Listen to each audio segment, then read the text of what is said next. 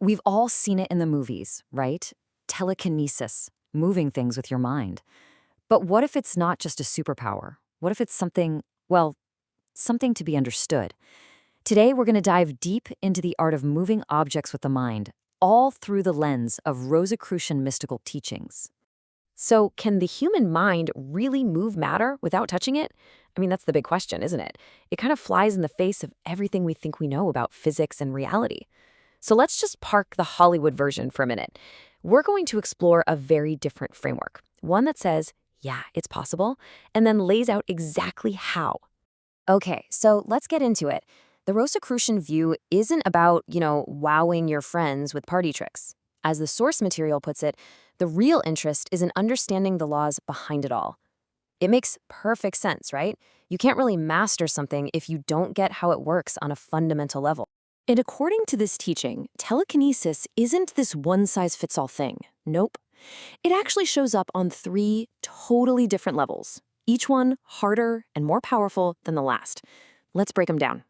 So, level one is movement. This is pretty much what we all picture, isn't it? Making a small object, like a ball, roll across a table just by looking at it. The text makes a really interesting point here. It says the hardest part is that very first push, getting it to overcome inertia. Once it's rolling, it's actually way easier to keep it going. Okay, next level up. Alteration. Now we're talking about something way more intense. We're not just moving things anymore, we're changing their actual shape. The example given is bending iron rods without touching them. The idea here is that the mind's energy actually affects the object's molecular structure, heating it up from the inside and literally distorting its form. And that brings us to the top tier, the final level, transmutation. This is some serious next level stuff. We're talking about true alchemy, changing the very substance of an object, like turning a steel marble into solid gold. The source is super upfront about this. This isn't something just anyone can do. It's a feat reserved for the highest masters, people with an unbelievable level of concentration. So, here it is, all laid out. You've got movement, then alteration, and then the whole shebang, transmutation. It's a clear progression. Each step is a huge leap in not just power, but in focus, control, and what the Rosicrucians would call your overall psychic development.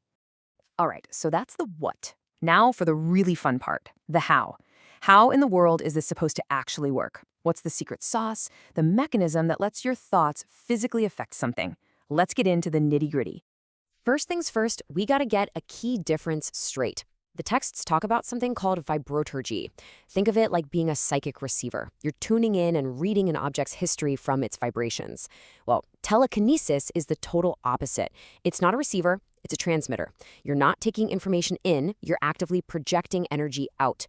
It's a psychic action, not a perception.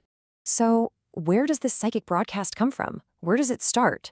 Well, according to this philosophy, the command center is right inside your brain. Specifically, the pineal and pituitary glands. They're seen as the body's psychic engine room. These two little glands are supposedly generating a constant stream of psychic energy. It's described as this subtle current that flows through your nervous system, mostly around your head. You can think of it as the raw power, the fuel for the whole operation. But this raw energy isn't just, sloshing around aimlessly. The absolute key here is concentration. With intense focus, you can gather up that energy and aim it. And the tool you use to aim it is your eyes. They act like a focusing lens. This is where your will, your intention, really comes into play. And here's the final step. Your eyes aren't just focusing the energy, they're projecting it. They shoot it outward as this, the text calls it an invisible and intangible fluid. And that projected stream of energy is what supposedly hits the target and makes things happen. This idea of the eye being a source of power, it's not some newfangled concept. It's ancient. The source material points this out, connecting it to powerful symbols all across history.